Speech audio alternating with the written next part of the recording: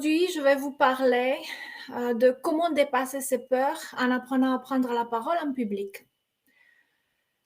J'aimerais savoir avant tout si vous m'entendez bien. Est-ce que le son est bon?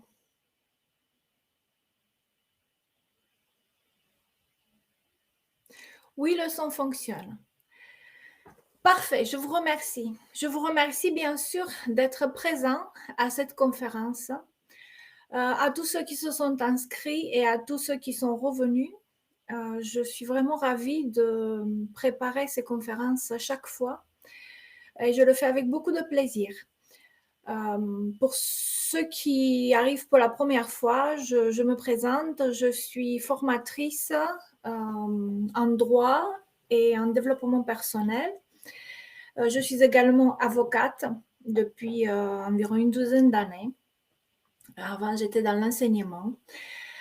Et j'ai créé il y a 2 ans une formation conseil sur la confiance en soi et la prise de parole en public. Je travaille donc avec le campus online depuis 2 années déjà, je crois. Et je veux partager avec vous des expériences, que ce soit mes expériences ou les expériences de certains de mes stagiaires. Parce que je pense que l'échange d'expériences, c'est vraiment quelque chose de très utile. Alors, pourquoi j'ai créé cette formation? Tout d'abord parce que j'ai toujours travaillé avec la parole. Comme je vous ai dit, avant, j'étais dans l'enseignement. Ensuite, en tant qu'avocate, la qualité principale est celle d'utiliser la parole d'une manière cohérente, raisonnable, raisonnée, structurée et percutante. J'ai aussi créé cette formation pour d'autres raisons, des raisons liées au blocage que j'ai connu moi-même et que j'ai également rencontré autour de moi, liées à la prise de parole en public. Ce n'est pas donné à tout le monde de le faire, même si on en a envie. Il y a des blocages qui peuvent être liés à notre éducation. Peut-être qu'à un moment donné, on nous a dit tais-toi, tu n'as rien à dire, tu obéis et tout ira très bien. C'est une éducation qui peut être d'ordre politique aussi, pour ceux qui viennent de pays où on n'a pas le droit de s'exprimer. Quand la démocratie n'a pas son mot à dire, eh bien, on n'ose pas et surtout, on ne sait pas s'exprimer. Et en arrivant en France, parce que je suis d'origine roumaine, en arrivant en France, l'une des difficultés rencontrées a été celle d'oser exprimer mon opinion de manière libre. Cela paraît évident à tout le monde, mais tout d'abord, j'avais peur de me tromper, de ne pas être dans le courant, de ne pas avoir les mêmes idées que les autres, d'être interpellée pour oser donner un avis qui ne serait pas le même que celui des autres. Donc, c'est quelque chose qui est propre à une culture démocratique que celui déjà, quelque chose qui nous paraît fondamental, de s'exprimer, de dire ce que l'on pense et de le faire en tant que droit. Donc, c'est vraiment un acquis, quelque chose d'extraordinaire. Et déjà, prendre conscience du fait que prendre la parole est un acquis, est un droit, est quelque chose que l'on peut faire, c'est un pas en avant.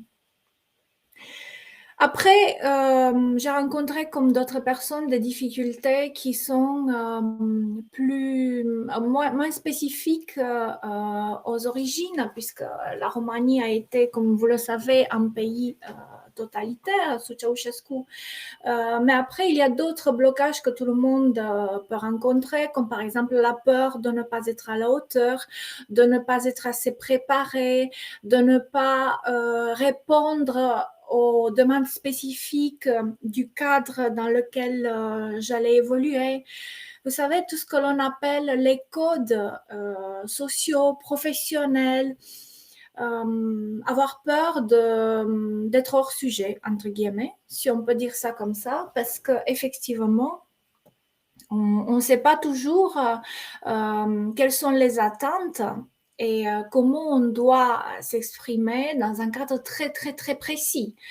D'une manière très concrète, vous n'allez pas vous exprimer de la même façon si vous êtes devant un jury lors d'un concours, un examen oral, ou alors, un autre cas, si vous êtes devant une assemblée en tant qu'élu et que vous devez prendre la parole pour promouvoir tel ou tel projet, tramway ou métro, que choisir?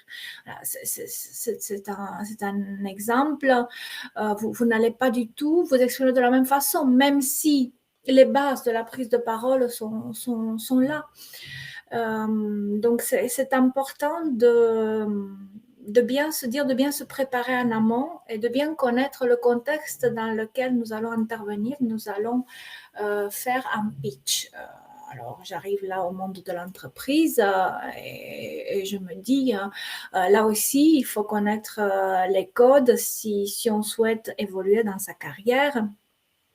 On veut changer de poste, on veut changer de secteur d'activité parfois, eh bien, il faut bien connaître les codes de ce vers quoi on s'oriente.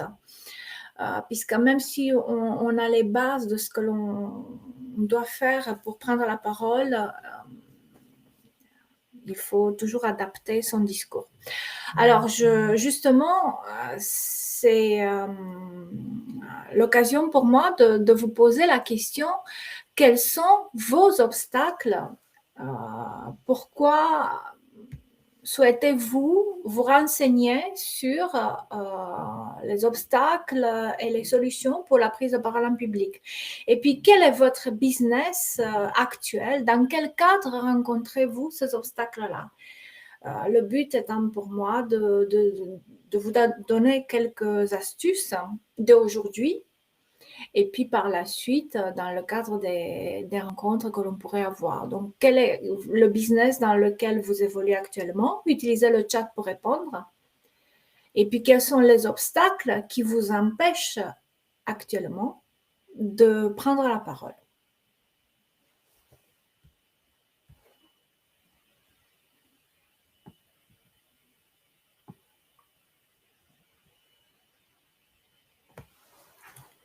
Chargé de projet dans l'immobilier, informatique, dans la recherche, consultante en gestion administrative et formatrice pour adultes. Donc, vous avez quand même plus que les bases. Je suis dans le secteur du courtage, responsable grand compte, OK. Dans la formation, formatrice, très bien. Ingénieur, ressources humaines, bâtiment, très bien. Consultant, commercial, OK. Assistante de direction, beaucoup de personnes qui ont un fort charisme autour de moi, d'accord, donc on parle déjà des obstacles, conduite du changement, accompagnement.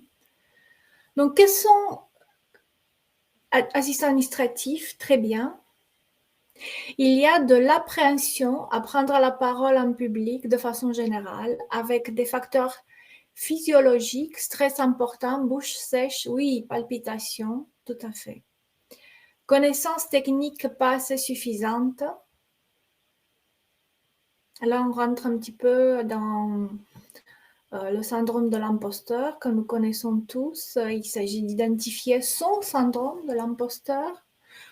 Je ne me sens pas toujours légitime, syndrome de l'imposteur, manque de répartie, timidité, regard de l'autre, oui, obstacle. Je cherche souvent mes mots, pas à l'aise devant un groupe. C'est sûr, faire face à plusieurs n'est pas quelque chose d'évident, parfois. Oui, parler aux personnes d'un niveau hiérarchique supérieur, oui. J'ai la sensation de ne pas être prise au sérieux. D'accord. D'accord. Peur dans la négociation, je me perds dans le discours, d'accord. Donc, difficulté de structurer et de ne pas oublier sa structure du discours. CO, oui. Manque de pratique, ok. Peur de me tromper. Après 10 ans, j'ai changé d'employeur, j'ai perdu toute ma confiance en moi. Oui, changement de carrière, c'est toujours une difficulté, effectivement. Mettre en valeur ses acquis, oui. Parfois même après avoir travaillé une dizaine d'années dans un secteur, on ne se sent pas légitime. Peur de ne pas trouver les bons mots. OK. Alors, pour vous rassurer, il n'y a rien d'anormal. Je vais vous donner quelques exemples des stagiaires avec lesquels j'ai déjà travaillé et qui ont rencontré les mêmes obstacles que vous. Je vais vous dire comment ils les ont formulés eux. Vous allez voir que on passe tous par ces difficultés-là. Problème d'organisation et d'argumentation. Comment chercher l'information, où chercher l'information, en quelle quantité la transmettre, parce que parfois on peut trouver, je ne sais pas moi, 50 pages sur un même sujet sur Internet. Encore faut-il sélectionner la bonne information à transmettre dans un laps de temps qui est imposé parfois. Donc, adaptation au sujet, au public. Hein. Autre obstacle, je vais vous lire exactement ce que les stagiaires ont marqué. J'ai déjà réalisé des présentations devant un public des dizaines de fois, parfois des dizaines de personnes. J'ai utilisé PowerPoint et Teams, mais j'ai besoin de gagner en aisance, en clarté. Je veux prendre du plaisir. On parle là déjà de l'accomplissement de soi. Autre obstacle, l'autocritique négative me conduit souvent à écourter mes prises de parole ou à les éviter. Même si personne ne nous dit quoi que ce soit, on s'impose soi-même des limites de peur de ne pas être pertinent, de ne pas être à la hauteur. Un autre exemple, une personne qui a souhaité passer un concours dans la fonction publique. Je n'arrive pas à respirer, j'ai la tête vide et j'ai des problèmes pour comprendre les questions et donc de formuler les réponses. Un étudiant qui me dit, je regarde les chaussures des examinateurs et je ne lève plus la tête pour regarder mon jury. Une autre personne qui me dit, je travaille dans l'entreprise et je connais tout le monde, mais quand je suis amenée à parler en réunion, je ne sais plus quoi faire de mes mains. Je transpire et j'ai chaud, je ne sais plus parler. Donc, voilà, c'est quelque chose qui peut arriver à tout le monde. Je vais vous raconter, je vais vous donner quelques astuces sur la manière dont moi je prends en charge ces soucis-là. Dans mes formations, je commence toujours par identifier les blocages et apprendre à gérer les peurs. Mais là, vraiment, le type de peur que vous avez. Ensuite, vraiment, je trouve que c'est important d'identifier pour chacun ses valeurs et ses objectifs. Vous allez comprendre tout à l'heure pourquoi. Des objectifs immédiats et à plus long terme. Et puis, troisième dimension de la formation, il faut structurer et construire un discours cohérent et percutant. Alors, j'ai passé moi-même des concours. J'ai passé et j'ai réussi le concours d'entrée en Sciences Po. J'ai fait Sciences Po avant d'avoir fait la fac de droit. J'ai passé d'autres concours de plaidoirie. Donc, je comprends très bien ce que c'est que d'avoir peur lorsque l'on doit faire face à un jury. Et je sais également à quel point il est important de bien structurer ce que l'on a à dire, de s'encadrer dans un temps précis et de gérer l'information que l'on souhaite transmettre. Et dans cette gestion rentre aussi l'émotion que l'on souhaite transmettre pour bien communiquer avec son public. Alors, première dimension, c'est l'identification des blocages éventuels et la gestion de ces peurs. Ce que je peux vous suggérer d'ores et déjà, c'est faire la liste de vos peurs ou blocages, sans chercher, dans un premier temps, à les comprendre. Vous faites une liste. OK? Ensuite, vous pouvez également prendre en compte, avant de gérer chaque peur et chaque blocage, avant de travailler là-dessus, vous pouvez également comprendre que parfois, pas toujours, je ne dis pas toujours, les blocages dépendent de nous-mêmes. Ce que je veux dire est que parfois, on se maintient tout seul dans une situation de peur et de blocage. Pourquoi? Parce que la peur est conforme à un certain état d'esprit qui nous conforte pour la simple raison que l'on connaît cette sensation-là. Donc, à partir du moment où on est dans une zone de confort, entre guillemets, même si l'on est très mal là-dedans, on risque de s'y maintenir si on ne fait rien, soit parce qu'on arrive à se battre soi-même pour sortir de cette zone de confort, soit parce qu'il y a quelqu'un qui vient nous donner la main et qui dit allez, je vais te montrer comment gérer cette peur-là.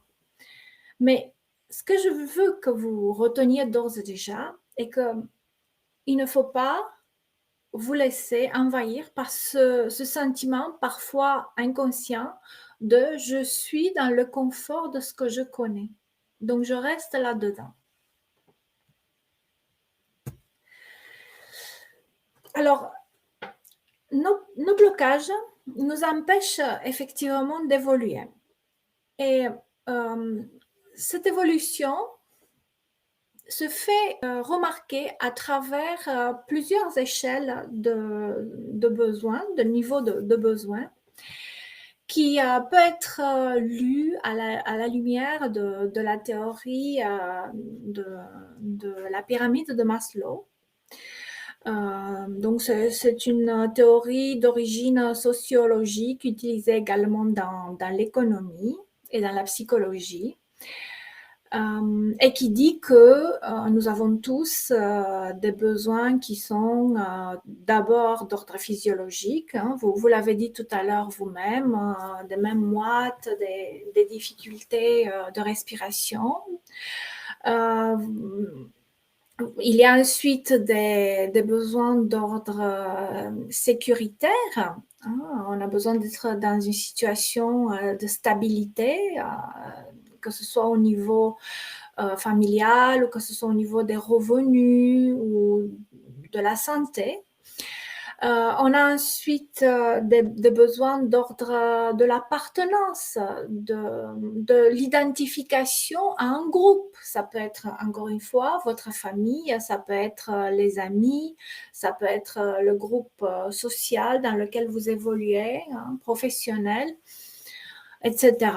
Il y a ensuite un besoin d'estime de soi, d'estime de la part des autres, d'appréciation de la part des autres, se sentir apprécié par son entourage, apprécié par son employeur, pour se sentir bien et avoir confiance en soi.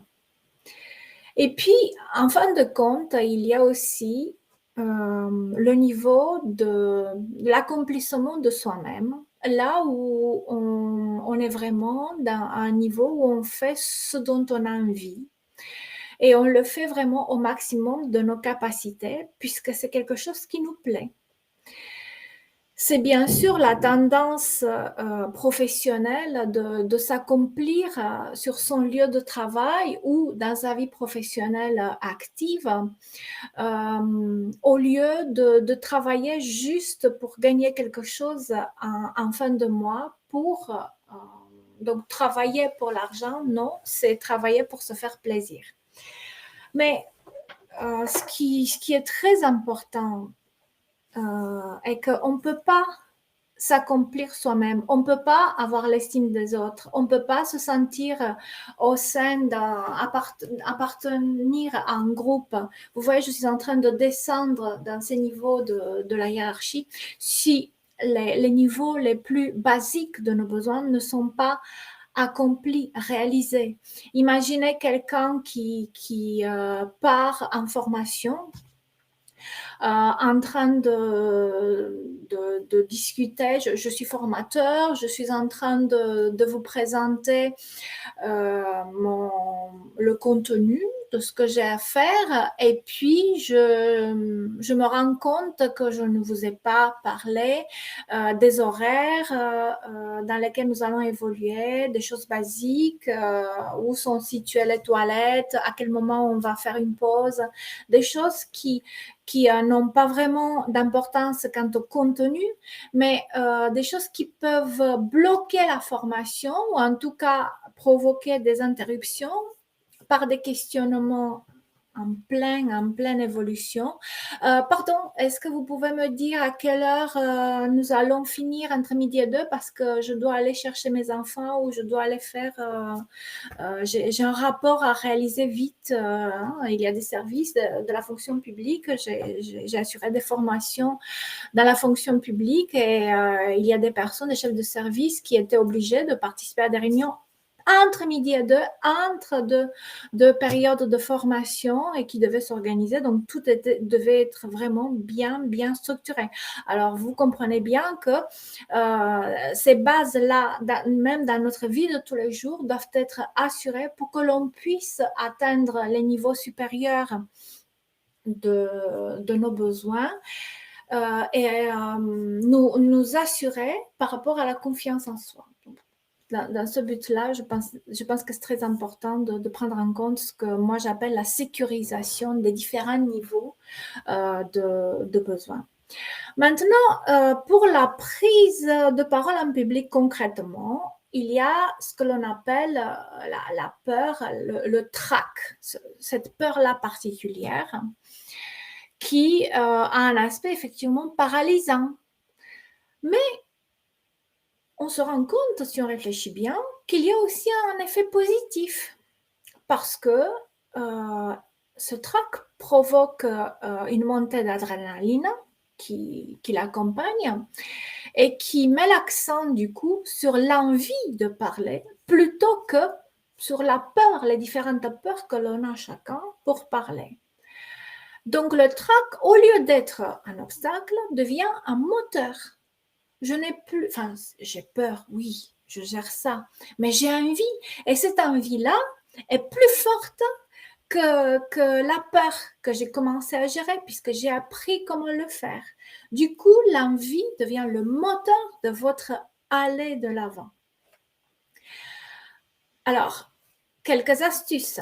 Réalisez que c'est dans votre intérêt de parler, de porter tel ou tel projet, de vous faire remarquer, de régler un malentendu à travers votre intervention.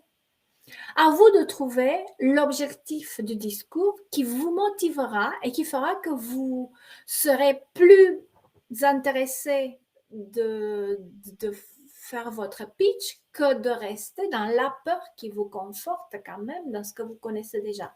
Comme je vous disais tout à l'heure, ce sentiment de confort que je connais, même si je suis très mal là-dedans. Essayez ensuite la respiration du ventre. Assez classique, mais très pratique. 10 fois. Il y a des personnes, on peut faire cet exercice-là, mais pas aujourd'hui. Il y a des personnes qui disent avoir des rougeurs qui montent dans leurs joues lorsqu'elles se lient à la timidité, au trac. Imaginez qu'au fur et à mesure que vous expirez, ces rougeurs s'éliminent. C'est vraiment impressionnant à quel point cette motivation personnelle peut fonctionner. Imaginez la situation exacte dans laquelle vous allez vous trouver en amont du discours que vous allez faire. Imaginez la situation exacte et identifier, voire personnaliser la peur pour la matérialiser. Cela la rendra palpable. Vous allez exactement savoir à quoi vous allez vous confronter. Vous allez imaginer la situation exacte, la pièce, les personnes auxquelles vous allez faire face. Ce qui sera moins choquant lorsque vous y serez déjà. Regardez les autres dans les yeux. Ça s'apprend. Et puis, adopter une attitude corporelle qui puisse parfois imiter celle de celui auquel vous vous adressez. Cela dépend du nombre de personnes auxquelles vous vous adressez, ou vous pouvez vous adresser aussi aux personnes face à face, tour à tour, ce qui vous permet en fait d'attirer son adhésion. Le lâcher-prise. Quelques clés pour le lâcher-prise. Arrêtez d'être attaché uniquement aux résultats. Concentrez-vous sur les moyens que vous employez pour réussir votre discours. Concentrez-vous sur le contenu de votre discours, sur les parties que vous avez prévues. On ne parlera pas aujourd'hui d'adaptation du discours au public parce que parfois il y a des interruptions, il y a des questions qui peuvent nous orienter dans d'autres directions. Et je dis toujours, il ne faut jamais oublier sa ligne choisie pour le discours. Mais retenons d'ores et déjà pour le moment que il faut s'en tenir à son discours. Et quand vous vous concentrez sur les moyens que vous mettez en place pour réussir votre discours, vous allez être moins stressé par le résultat. Est-ce que je vais être apprécié? Est-ce que je vais accueillir l'adhésion des autres? Alors, on dit l'important, c'est de participer. Moi, je dis ce n'est pas simplement participer, mais c'est accepter d'être le meilleur participant. Même si c'est un autre qui gagne, car participer ne tient pas qu'à nous, tandis que gagner dépend aussi des autres en général. Alors, comment gérer? Je vous donne quelques exemples. Comment gérer, par exemple, des peurs du type « je sens que je ne suis pas assez cultivée ». Évaluez vos faiblesses. Est-ce que le manque de culture générale est réel ou fantasmé? Parlez-en à quelqu'un de confiance. Renforcez votre confiance en vous par des exercices. Il y a des exercices pratiques assez faciles. Et puis, utilisez d'autres astuces comme faire une liste de lecture avec les idées principales que vous pouvez placer dans vos discours. Marquez les événements importants de l'actualité pour les évoquer dans vos pitchs. Et puis, si vous découvrez avec stupéfaction que vous ne connaissez pas un auteur dont vous parle ou un compositeur, dans l'exemple que je donne, c'est vous découvrez que Rachmaninoff est un compositeur et pas une marque de vodka, eh bien, essayez de tourner ça vers de l'humour, pas de la dérision évidemment. Cela peut toujours s'arranger. Comment gérer un autre obstacle? C'est je suis perfectionniste, jamais content. C'est très difficile. C'est un obstacle qui fait que l'on est souvent en retard dans la préparation de nos interventions. C'est quelque chose qui fait que l'on reporte toujours l'aboutissement de certains projets, ce qui fait que parfois on n'y va jamais. Alors c'est vraiment dommage, c'est se maintenir, ce que je disais tout à l'heure, dans une zone de confort, entre guillemets, parce qu'en réalité on est très mal là-dedans, mais c'est quand même une zone de confort parce que c'est quelque chose que l'on connaît. Et on s'y maintient en se disant oui, mais ce n'est pas assez bien, je ne suis pas encore prêt. Quelques astuces pour dépasser ce problème.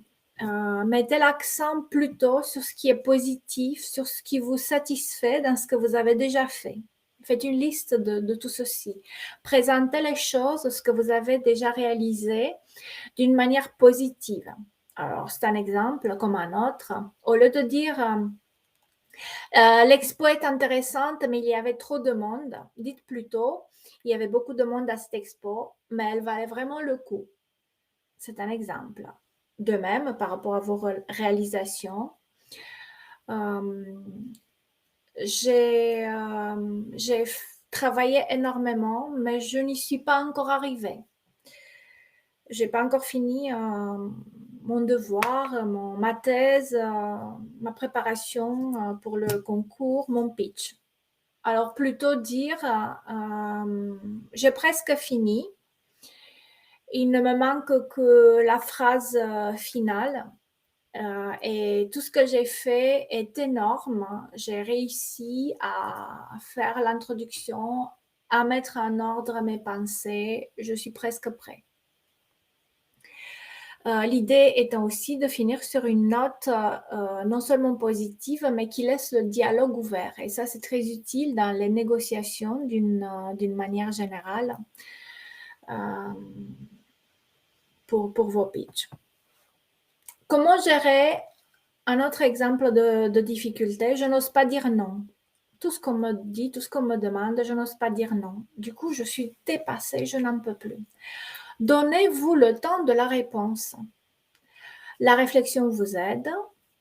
On dit il faut tourner sa langue 7 fois dans la bouche avant de parler. Laissez-vous du temps pour répondre quand on vous demande quelque chose, pour reprendre la maîtrise sur vos choix, pour pouvoir donner une réponse. Parfois, vous n'allez pas dire non, mais vous pouvez reporter ou dire j'ai plein d'objectifs à faire. Ce discours-là, je le prépare, mais ce sera un petit peu plus tard. Ou alors, vous ne dites pas non directement, même si vous souhaitez le dire, mais vous le présentez d'une manière différente. Oui, mais, non, mais. Et là, vous proposez éventuellement une alternative si vous avez la présence d'esprit. Mais quand on se donne du temps, on l'a.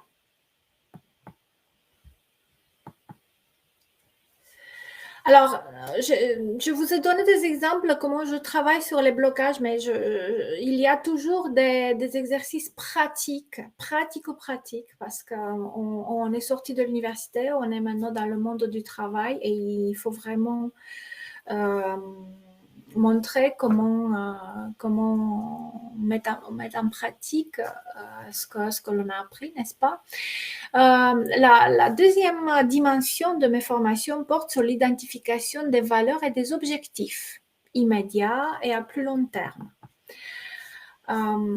Alors, j'utilise toujours cet exemple-là des super-héros. Les super-héros avant étaient des personnes, des personnages en fait, des personnages qui étaient irréels, qui sortaient de nulle part, qui étaient composés, créés de toutes pièces et qui étaient toujours au-dessus de nous tous. Et avec des personnages comme Shrek et Fiona, puisque j'adore les dessins animés, eh bien on arrive à comprendre que les super-héros où les personnages principaux peuvent être des personnes très touchantes et beaucoup plus humaines que ce que l'on a connu auparavant. Et cela engendre deux conséquences essentiellement. La démythification des héros qui, on le sait, ont leur faille. Hein. Vous savez qu'Achille a un talon qui est défaillant. Vous savez aussi que Superman est sensible à la kryptonite, ainsi de suite. Nous avons tous, hein, vous voyez, je dis déjà nous, nos failles. Nous, les super-héros. Parce que la deuxième conséquence est l'affirmation de nous-mêmes en tant que personnages principaux. Et du coup, cela vous permet de vous voir vous-même, de nous voir nous-mêmes comme un personnage qui peut être construit, qui peut être amélioré pour une excellente présentation devant le public. Alors c'est génial, puisque c'est comme un acteur qui s'améliore tous les jours pour se présenter devant son public sur la scène. Et cela ôte aussi cette impression d'imposture. On ne dit jamais d'un acteur qui joue un rôle que c'est un imposteur. Il joue un rôle et il le fait bien. Plus on détestait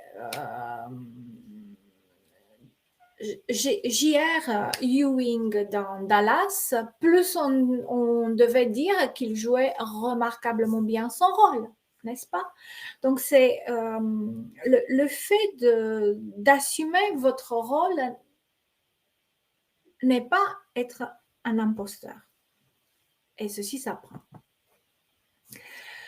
Ensuite, pour bien assumer ses valeurs et sa manière d'être, bien sûr, il faut les identifier et apprendre à être soi-même. Je vous raconterai l'histoire donc de celui qui faisait des ricochets à sa façon. Qu'est-ce que cela signifie? C'est l'histoire de cette personne qui aimait faire des ricochets, mais qui était tellement doué qu'il arrivait à envoyer son galet jusque quasiment de l'autre côté d'un lac. Et le livre des records est arrivé pour enregistrer son record, parce que tout le monde parlait de ses réussites. Et on lui a dit, voilà, on va s'installer à tant de mètres de toi pour que ce soit conforme aux exigences du livre des records, pour que ce soit homologué. On va te filmer, on va faire ça, on va prendre des mesures. Vas-y, mets-toi en position avec ta main droite, tu t'installes dans cette position-là et vas-y, fais-le. Il obéit en tout point à ce qu'on lui demande, il jette son galet et bloum, plouf, aucune réussite. En tout cas, loin de ses réussites précédentes. Alors tout le monde est déçu, tout le monde s'en va. À la suite de cette déception, le bonhomme n'en a rien à faire. Il prend son caillou et il jette le galet à sa façon, parce que lui, il ne jetait pas de cette façon-là, mais de cette façon-là. Enfin, je vous donne un exemple. À sa façon, et il arrive jusque de l'autre côté, jusque sur l'autre rive du lac. La morale est que lorsque l'on fait les choses d'une manière imposée, selon des valeurs qui ne nous appartiennent pas, on ne s'identifie pas à ces valeurs-là, donc on le fait mal. Le but est d'arriver à identifier ces valeurs, à respecter ces valeurs pour se respecter soi-même, et puis bien sûr à s'adapter au contexte, mais déjà respecter ces valeurs. Alors, valeurs et objectifs pour soi et pour 2023. Distinguer ce qui est du domaine du besoin et ce qui est du domaine de l'envie pour pouvoir hiérarchiser, bien sûr, hiérarchiser ses objectifs pour sécuriser le besoin, hein, comme on a vu, la hiérarchie de la pyramide de Maslow, et laisser place à l'envie. Si vos besoins les plus basiques ne sont pas assurés, vous n'allez pas pouvoir laisser de la place à vos envies, il est évident. Mais même si cela paraît évident, encore faut-il en prendre conscience. Et puis, un autre conseil que je vous donne, c'est actualiser vos objectifs en permanence, parce que cela vous permet de rester présent dans votre vie et être également présent dans l'actualité, dans la réalité. Si vous voulez changer de vie, si vous voulez changer de carrière, il faut rester tout le temps dans l'actualité, se tenir au courant et renouveler ses objectifs, adapter ses valeurs que vous avez déjà, que vous respectez déjà, mais les adapter à l'évolution de la société. On n'a pas du tout vécu la même chose avant 2020 et tout ce qui s'est passé en 2020 et après. Mais malgré la pandémie, malgré les guerres, malgré tout ce qui s'est passé, c'est pas ça qui va nous empêcher d'évoluer. C'est pas ça qui va nous empêcher de nous accomplir.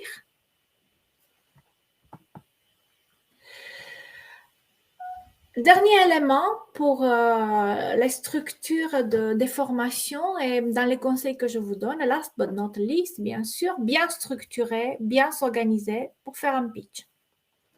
Et pour cela, j'enseigne les trois dimensions en fait du discours, logos, ethos, pathos. Bien structuré, donner des exemples que vous prenez parfois dans votre vie ou dans vos expériences ou dans l'actualité. Bien argumenté évidemment et imprégner votre discours d'une émotion. Et cette émotion-là, ce sera l'émotion que vous choisirez. Mais cette émotion-là doit être liée aux attentes du public que vous devez donc du coup nécessairement connaître. Alors, quelles sont vos attentes? Du coup, je vous pose cette question. Utilisez également le chat, s'il vous plaît, pour me dire quelles sont vos attentes, quels sont vos besoins immédiats pour, en termes de pitch, en termes de discours, de quoi avez-vous besoin pour vous sentir à l'aise, pour vous dire, ça y est, c'est ça qui me manque pour être prêt pour un discours, pour prendre la parole. Et quels sont vos objectifs professionnels immédiats en 2023? Réussir à convaincre, oui. Mes besoins. Acquérir le vocabulaire adéquat, très important. J'ai une bibliographie à vous transmettre. Je le ferai par mail si vous me donnez votre mail. L'assurance de sérénité, oui. Pratiquer au max, absolument. L'entraînement est très important. Savoir négocier, oui. C'est un autre cadre, effectivement. Oui. Que les gens me guident, me sentir en position de force, maîtriser ce que je dis, oui. Suivre une formation sur le développement personnel, oui. Vous savez que vous pouvez me contacter par la suite. Je vais vous donner, vous pouvez par exemple cliquer en direct. Vous voulez en haut de l'écran, c'est marqué cliquez ici pour prendre rendez-vous. Vous pouvez le faire en direct. Inspirer confiance, pratiquer la respiration abdominale. Tout à fait. Alors, je vais vous parler des attentes auxquelles j'ai répondu.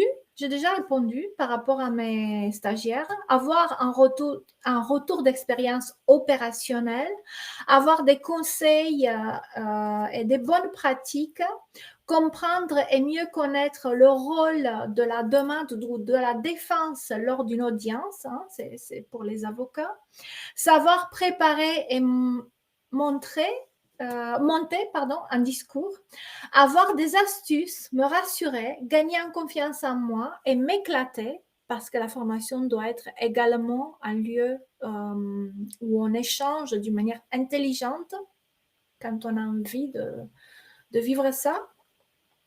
Apprendre à m'exprimer et bouger en étant à l'aise devant un public. Des attentes aussi de l'écoute, des conseils personnalisés, de l'accompagnement. Voilà, la posture et le regard, tout à fait. Alors, à la fin des formations que je donne en général, je vais vous lire quelques observations pour que vous sachiez ce que j'ai réussi quand même jusqu'à présent, des remarques à la fin des formations. C'est une formation très utile et nécessaire dans la perspective de la représentation des intérêts de mon service à une réunion. Les nombreux exercices proposés m'ont permis de vivre cette formation d'une manière différente par rapport aux formations précédentes. Contenu en adéquation avec les objectifs pédagogiques. Très bon échange et retour d'expérience très enrichissant, très à l'écoute. C'est tout à fait ça. Merci pour votre patience et humanité, outre votre professionnalisme. Implication active et participative. Alors, implication active et participative parce que dans mes formations, il y a toujours du pratique, toujours des exercices. Il y a un petit peu de théorie aussi, mais c'est vraiment un petit espace qui est occupé. C'est vous qui allez occuper l'espace parce que vous avez beaucoup de travail à faire. Et quand je vous donne du travail, quand je donne du travail à mes stagiaires, je ne m'attends pas à ce qu'on me demande pourquoi. J'attends à ce qu'on me demande si c'est assez bien fait. OK? Maintenant, à la fin de la formation, vous allez être capable de faire un discours, de prendre la parole. Vous allez savoir gérer vos peurs. Ça ne veut pas dire que vous n'aurez plus jamais peur. Attention. Quand j'ai plaidé aux assises, ne croyez pas pour la première fois, pour la énième fois, quand j'ai plaidé, c'était pas que je n'avais plus peur. J'ai toujours eu peur. On a toujours peur avant d'entrer en scène, avant de faire face à un événement qui est particulièrement prenant sur le plan émotionnel, quand les enjeux sont importants pour nous, pour les autres. Parfois, on le fait pour les autres. Mais on apprend à gérer ça.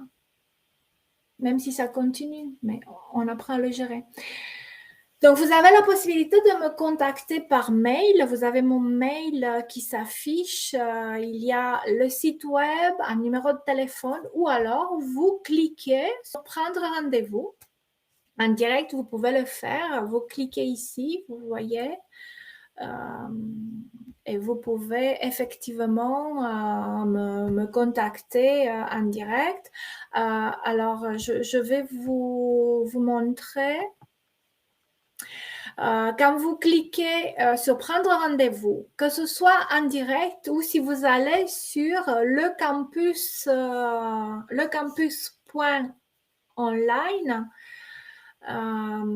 vous choisissez conférencier et puis vous choisissez Constance Lucia Méniéchal, prendre rendez-vous. Les rendez-vous sont gratuits.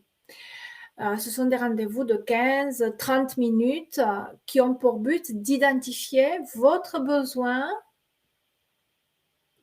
pour que la formation puisse être personnalisée. Donc, vous cliquez sur prendre rendez-vous. Ensuite, vous allez être orienté pour faire le point avec Constance Lucia. Ensuite, vous allez être orienté vers une autre page qui, c'est Click Meeting, je crois, qui gère ça, le calendrier. C'est précisé réunion de 15 minutes, mais encore une fois, c'est à titre indicatif.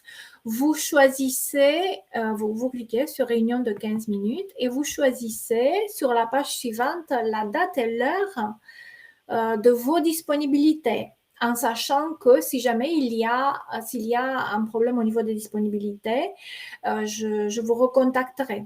Le but d'avoir quand même les emails aussi, c'est de pouvoir vous contacter rapidement si jamais j'ai besoin d'éléments complémentaires ou si je dois changer un rendez-vous.